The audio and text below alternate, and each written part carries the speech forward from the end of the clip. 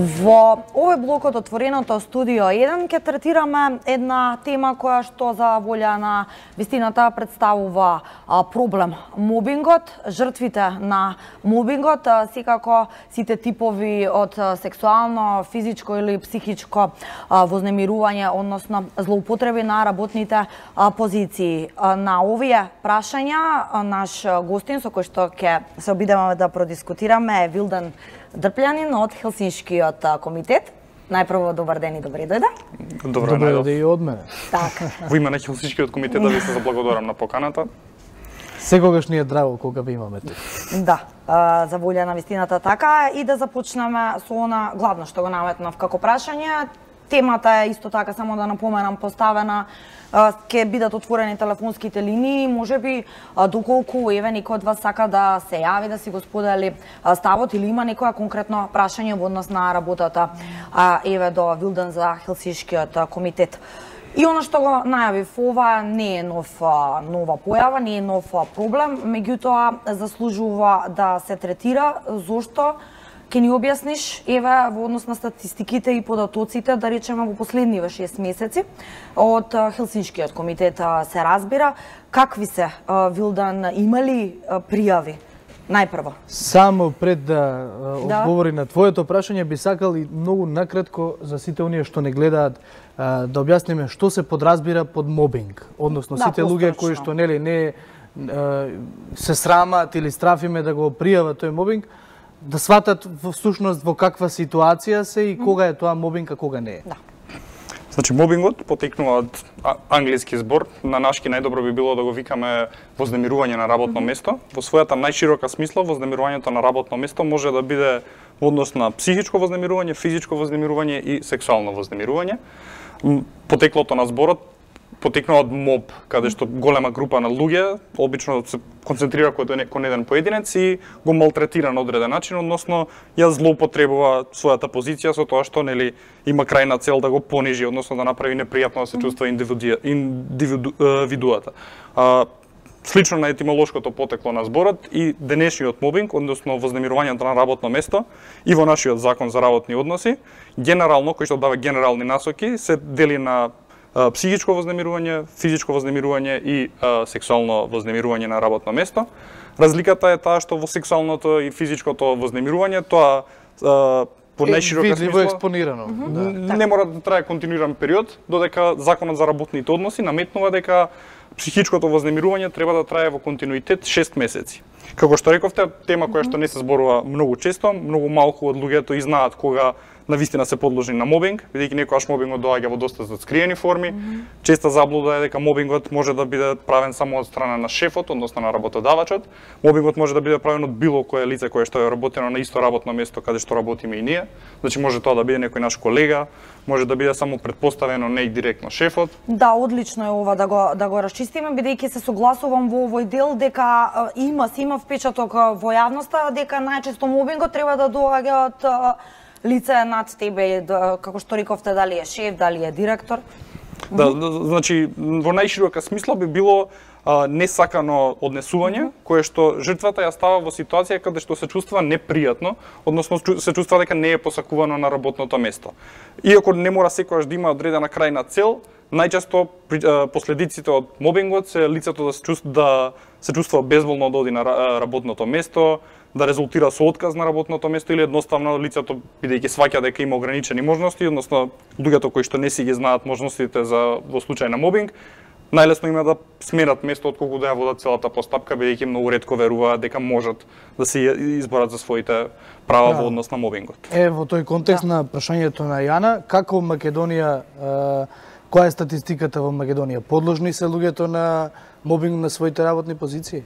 Во Македонија сите статистики велат дека има само една правосилна пресуда која што утврдила која што била позитивна за лице кое што се жалело на мобинг. Да, и за тоа ќе продискутираме малку подробно. Значи само една во сите само една правосилна пресуда во која што се утврдило дека лицето кое што работело во јавна институција било подложно на мобинг и се забранило на јавната институција, судот изрекол забрана за продолжување на психичкото малтретирање и наложил да се поправат прекршоците. Во однос на ние фери коректни како држава, сите работни позиции.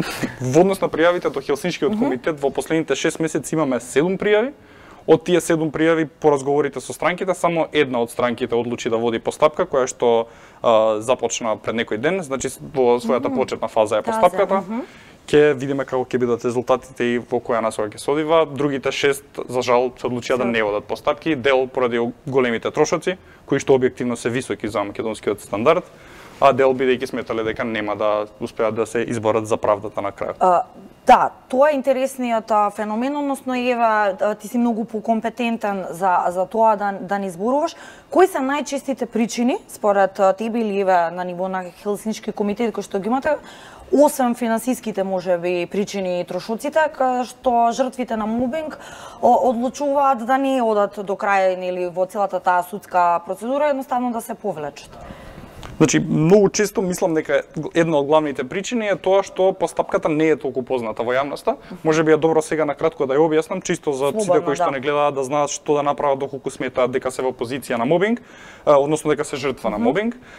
Доколку сметаат дека одредено лице на работното место постојано е насочено кон нив со негативни коментари, негативни однесувања што оставаат во позиција да се чувствува понижувачки, неценето или во позиција едноставно да не сака да оди на работа поради целото тоа однесување, најпрво им треба да се обрати со писмен допис до конкретното лице кое што смета дека го врши мобингот, односно да му напомене дека се смета дека е изложено на мобинг, да го замоли да го коригира своето однесување и дека во спротивно ќе покрене судска постапка.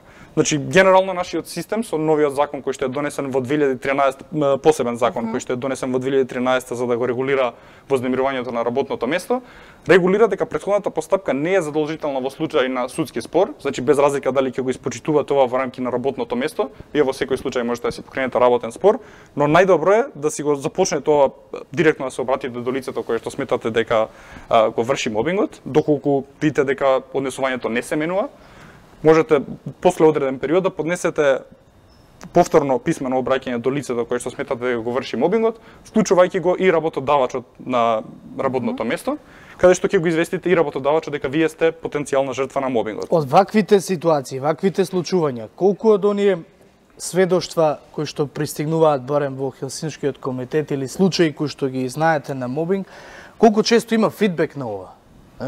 Многу е лесно да се напише, може би не е лесно, меѓутоа ќе се напише, ќе се достави дописот, колку има фидбек, колку се менува ситуацијата внатре за едно лице воопшто потоа да нема ни потреба да покрене постапка. Статистиките велат дека овие податоци најчесто треба да останат во склоп на работното место, така да многу тешко се доаѓа до податоци што понатаму се случило, но секогаш е најдобра алтернатива бидејќи во оваа ситуација доколку се обратите до работодавачот и лицето кое што сметате да го врши мобингот, работодавачот има рок од 8 дена да наложи посредник, односно лице кое што ќе посредува помеѓу вас како лице кое што е жртва на мобинг и лицето кое што го извршува мобингот, и потоа во тие 8 дена да наложи посредувач кој што понатаму има 15 дена да ја заврши целата постапка, односно да најдете некое заедничко решение. Статистиката вели дека ова не функционира во пракса баш секогаш. Многу зависи од работното место, од околностите, од ситуацијата, секако нели и разликата на мобингот и кои се има толку различни ситуации кои што може да потпаднат по дефиницијата на мобингот, што е многу тешко да се класифицираат во една, но статистиката вели дека дури и ако не успеат да го решат во склоп на работното место, работниците не се осудуваат да одат на суд да истераат постапката до крај. Така, во овој однос, дали ева согласно искуствата на Хелсиншкиот комитет може да се каже дека во одредена дејност, да речеме или професија или работна позиција, има повеќе жртви на кои што би пријавиле мобинг, односно вознемирување на работно место, или тоа е генерален проблем, бар во земјава? Моето мислење е дека станува збор за генерален проблем. Нема такво работно место каде што може да гарантира некој дека тука нема да се случува мобинг.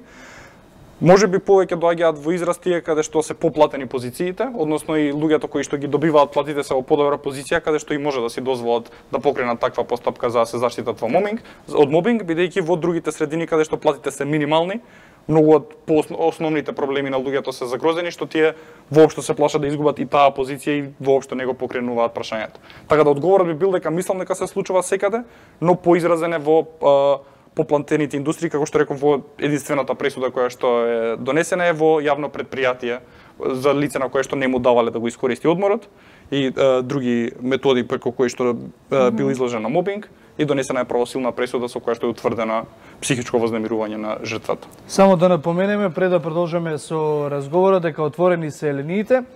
Вашето лице секако го нема, меѓутоа вашиот глас може да се чуе.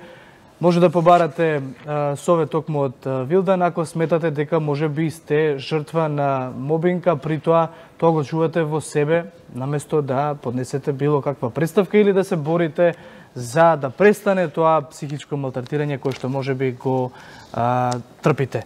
Вилдан, дали најчесто ваквите случаи на мобинг се анонимни? Бидејќи тоа е уште една работа која што ги плаши луѓето, дека нивното име ќе се слушне во одредена компанија или фирма, па потоа наместо некој да го поправи однесувањето, тие ќе бидат избркани од работа. И во контекст на тоа, освен дали се анонимни, дали има и фидбек каде што по таква постапка некој можеби дошол во Хелсиншкиот комитет и рекол работите се промени?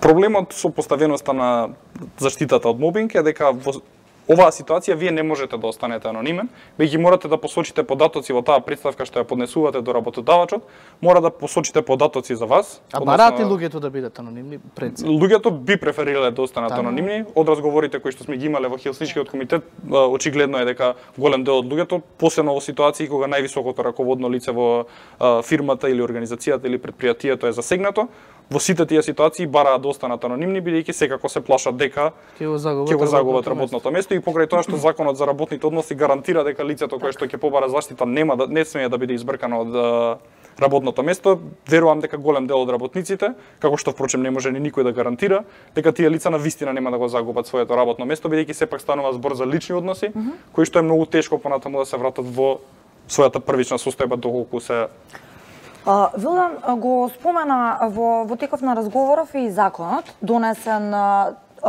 чинам беше издвоен како посебен закон за мобинг, така донесен 2013 се применували, важили, заглавене, чинам беше изгласан. Меѓутоа, колку всушност го имплементираме во пракса и дали еве според вас нуди во тој дел доволно се регулира заштитата од мобинг? Значи, генералната заштита за сите прашања од работен однос се дава со Законот за работните односи, кој што, иако често е менуван, нуди основната заштита на работниците и е своевиден устав за работните односи. Бидејќи се сметаше дека мобингот, односно физичкото, психичкото и сексуалното вознемирување на работното место, не се доволно истакнати во Законот за работните односи, во 2013 година се донесе посебен закон кој што гласи Закон за заштита од вознемирување на работното место и чија цел е посебно да издвои оваа постапка, со што нели би ги потикнала превенцијата и актуализацијата на овој проблем, за да можат институциите соодветно да се справат со оваа појава. Сепак, иако се применува, односно законот е на сила и може да бидат употребувани алатките кои што ги нуди законот, праксата вели дека многу малку е актуелен овој закон, односно дека многу малку постапки има и во пред институциите, например Државниот инспекторат за труд нема регистрирано ниту една пријава за сторено психичко и сексуално вознемирување, што значи дека овој механизам речиси луѓето не ни знаат всушност дека постои ваков закон за волја на вистината, но имаме гледач. Да му отстапиме простор. Добар ден, повелата. Добар ден, бидете поздравени и сакам да прашам, би сакала да го прашам гостинот. Се работи за личност која работи во државна институција и раководителот, шефот на оделението врши притисок врз вработена, малтретирање, несоодветно однесување. Во случајот, дали тоа исто важи да му се скрене внимание по писмен пат на раководителот и кој ќе биде надзор, како што рековте, или спона помеѓу раководителот и малтретираниот? Во ред, многу ви благодариме за вашето јавување и за вашето прашање, еве добро прашање. Па повели Вилдан. Благодарам за прашањето. Значи, најбитно е да не изминале 6 месеци од кога последен пат се случило вознемирувањето, односно личноста која што смета дека е жртва на мобинг, да се обрати доколку лицето кое што е раководител во ситуацијава, претпоставам дека не е највисокиот орган во институцијата, односно дека постои лице кое што е над ова лице, во таа ситуација се обраќа до лицето кое што е раководител на секторот и работодавачот во конкретната ситуација, во кое што понатаму работодавачот би имал 8 дена да направи увид во целата ситуација, да одлучи лице кое што ќе треба да ја направи спогодбата помеѓу овие две странки и во 15 дена да се обиде да ги помири странките на некој начин, односно тоа е претходната постапка и доколку успее да го направи тоа, по завршувањето на таа постапка човекот што ја врши спогодбата има 3 дена да состави записник, да опише што се е заклучено, да ги доведе мерките и понатаму доколку не успеа да се договорат или доколку воопшто не може да се договори спогодувач, институционалната заштита е пред судот. Најбитното е во пријавата која што ќе се поднесува до работодавачот и раководителот да се наведат личните податоци на лицето кое што пријавува мобинг, да се наведат податоците на лицето кое што го врши мобингот, да се опишат дејствијата кои што вие сметате дека го сочинуваат мобингот и да не се поминати повеќе од 6 месеци од кога последен пат се случило дејствието кое што вие го опишувате како да ве направило жртва за мобинг. Ете се надеваме дека госпоѓата добро запамети, можеби си запиша, да не знае својата работа, ви ја објасни постапката, имам уште еден гледач, шалски нимки им отстапиме. Простор, добар ден, повелете. Добар ден, поздрав до сите вас во студиото. Благодарам. Така, ова убаво го слушам гостинот, се така звучи идеално, меѓутоа кај нас свесни сме сите дека воопшто не функционира. Со самото тоа што вие, значи, нема ниту една пријава, јасно е дека никој не се охрабрува да пријави, а гарантира... Кога се е во ред, нешто не е во ред, така? Дека скоро во секоја институција има... како? Кога се е во ред, нешто не е во ред. Не е во ред, значи не може да буквално од ниту една институција да не произлезе ниту една пријава, а тоа е резултат заради тоа што останатите институции што треба да постапуваат, очигледно дека ние граѓаните немаме доверба. Мислам дека најдобар доказ за однесувањето на раководителите, односно предпоставените, без разлика дали се работи за приватна компанија или државна служба, е доказите со аудиоснимки или видеоснимки. Значи, ако јас треба да се обратам до обвинителство, па да ми дадат они дозвола, да јас го снимам предпоставениот, па тоа да ми биде доказ за понатамошна постапка и така натака, значи тоа е еден голем процес и несигурен, повторно ќе кажам, за странката, односно за оштетениот, затоа што исто така нема доверба ниту па во тие институции како обвинителство, судство и така натака.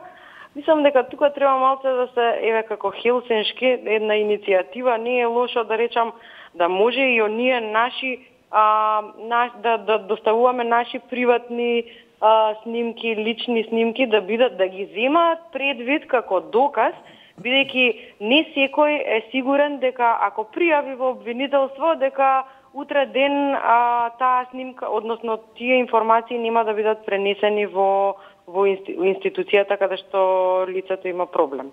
Не знам дали ме разбрав. Така, ве разбравме, ви благодариме за вашето јавување. Вилдан спомена и ти дека недовербата на во институциите е една од најчестите причини всушност да не се охрабруваат жртвите да пријавуваат мобинг.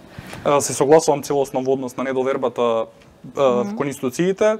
Сигурно е дека тоа постои во пракса и дека многу ретко и дури доколку сметаат дека може нешто да успее, дека многу ретко се осудуваат луѓето да ја покренат постапката, но многу е битно секогаш да се пријавуваат работите дури на вакви работи како претходната постапка, кога што е во склоп на работното место, односно со писмено обраќање, бидејќи сите тие работи понатаму представуваат доказ доколку ние се одлучиме да водиме постапка. Во однос на прашањето од гледачката, има еден институт кој што се вика товарно докажување, односно во постапките каде што постои жртва на мобинг, товарот на докажување се префрла на страна на лицето кое што го врши мобингот. Во таа ситуација лицето кое што е потенцијална жртва во секоја ситуација каде што лице ќе покрене одредена постапка за мобинг и ќе да стори веројатно дека мобингот се случил на тоа работно место, товарот на докажување се префрла од страната на лицето кое што го врши мобингот, односно тоа лице треба да ги покаже сите докази и да ги убеди, да го убеди и судот и нели институцијата пред која што се води постапката дека не е извршило мобинг во одреден период. Повторно ќе кажам, сето ова може би звучи многу добро на хартија за да биде така во реалноста, но многу од работите кои што стојат на располагање не се целосно искористени. Конкретно, претходната постапка, која што може да се искористи во склоп на работното место, е многу ретко употребувана, бидејќи самото тоа кога одредено лице кое што можеби не е ни свесно дека го врши мобингот, иако ова не е многу честа ситуација дека лицето не е свесно за своето однесување, со самото тоа што ќе му се обратите со допис во кој што велите дека понатаму ќе одите на судска заштита, сметам дека влијае превентивно тоа лице да се преиспита за начинот на кој што се однесува на работното место. Со самото тоа веќе сте преземале еден чекор кој што може да ви понуди заштита во иднина.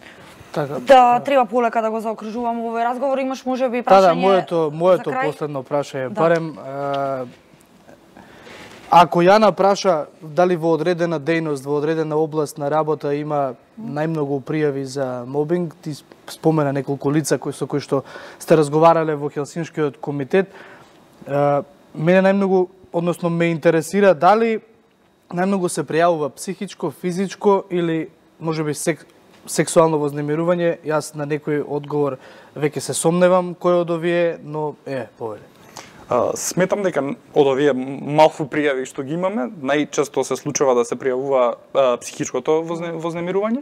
Иако мислам дека во однос на сексуалното вознемирување направен и пропуск во законот, не станува збор во законот за сексуално вознемирување, туку за полово вознемирување, што е малку и лошо фразирано, а од друга страна станува збор за неверојатно чувствителна тема, бидејќи жртвата се става во една позиција каде што треба да ги изнесе сите овие работи на виделина, да се стави на некој начин во ситуација каде што многу од луѓето може и да не веруваат и понатаму да ја преиспитуваат и дополнително да нели ја продлабочуваат раната.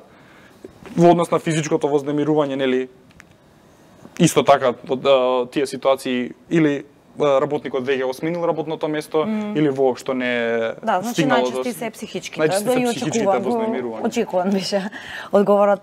Вилдан, ти благодариме многу што одвои време и не гостуваше на темава.